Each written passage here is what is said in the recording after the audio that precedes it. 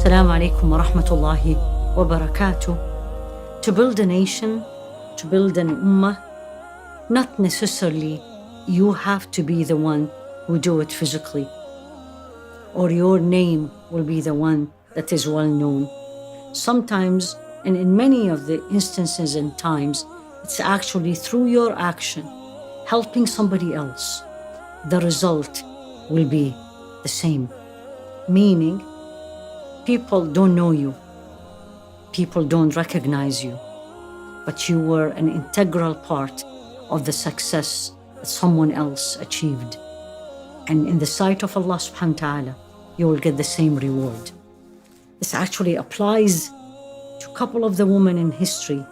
One of them is actually the mother of Imam Shafii. So who's Imam Shafii? Famous scholar of Islam and one of the founders of the four school of thoughts of fiqh. And he made a special contribution to the development of a new science in fiqh, which is usul al-fiqh, principles of fiqh. He was also a great scholar of knowledge, of poetry, and of lineage. So you wonder, and you always ask when you see a successful man, who was behind it? His hard work, his intelligence, maybe someone else helped? In case of Imam Shafii, the same case with Imam al-Bukhari was actually his mother. He actually grew up as an orphan, and his mother, Fatima bint Abdullah Azadiyya, she was actually from Gaza. She delivered him there, and soon after the delivery, the boy became an orphan. His father died at a very young age. So the challenges was not only she was a single mother, had a young boy, but also financially, there's a lot of constraints.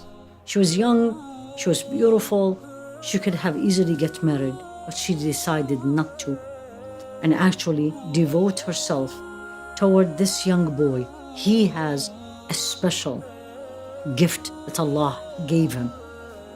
And because he was such an intelligent boy and full of potentials to become a knowledgeable man, and she saw that in him from a young age, she devoted that she is going to support this boy, and she is going to do everything she can to get him to where she thinks he can.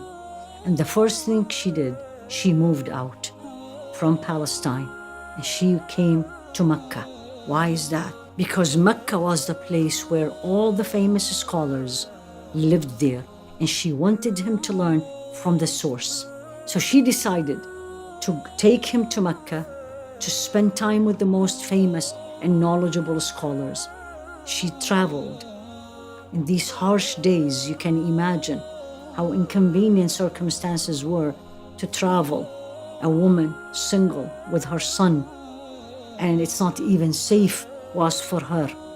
But she did that because she believed in the cause, and she believed that this son will need that support, and she believed that Islamic education and make him a scholar is something very dear to her, important and needed. They were very poor, to the point she couldn't afford paying for a school, and reports say she couldn't even afford buying him a piece of paper.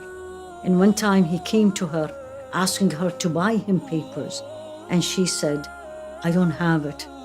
Let's work on your memory, so you will use your memory as a paper. And this is one of the uniqueness and extraordinary ability of Imam Shafii, that he was described as his memory as photographic memory. His mother, Fatima, as I said, doesn't have a lot of money, but she would collect whatever she can, and she will give him and help him. He complained one day to her that they are not taking him seriously because he is not a paid student. Subhanallah. So she advised him, look at the support a mother, and look at the impact a mother can do to a son. And she told him, you can do it. They will take you seriously. Show them your ability, extra ability. Help the other students so they see it in you. And didn't take that long. They did see that, and they accepted him with a full scholar. Imam Ibn Hajar say that Imam Shafi'i mother, Fatima, was one of the great worshippers of Allah. This is for all of us to learn. Extraordinary things comes from Allah, and we need to be connected to Him. So He bestowed this on us. Imam Ibn Hajar keeps saying she was the central role in Imam Shafi'i life. As he grew up without his father, her beautiful character affected him to be respectful to the female scholars. And he had female teachers, and he taught female students. Most famous narration of Imam Shafi'i mother was when she was with another woman, once invited by a judge to the court as a witness, and the judge divided them. And then she quoted a verse from the Quran, which is in Surah Al-Baqarah, that you cannot do that. We need 2 women witnesses. And he brought them back together. Teaches you and me that to bring up an educated scholars, I need to educate myself first. So the story of this woman, again, let's learn her name, Fatima bint Ubaidullah al-Azadiyya. It's a story of what? Story of struggle, true devotion, investment in the future, perseverance, and piety toward Allah subhanahu wa ta'ala. And Imam Malik was one of the teachers of Imam Shafi'i, and he said to him, Ya Bunay, my young boy, I see that Allah subhanahu wa ta'ala have gifted you through in your heart light. Don't extinguish this light with the darknesses of sins.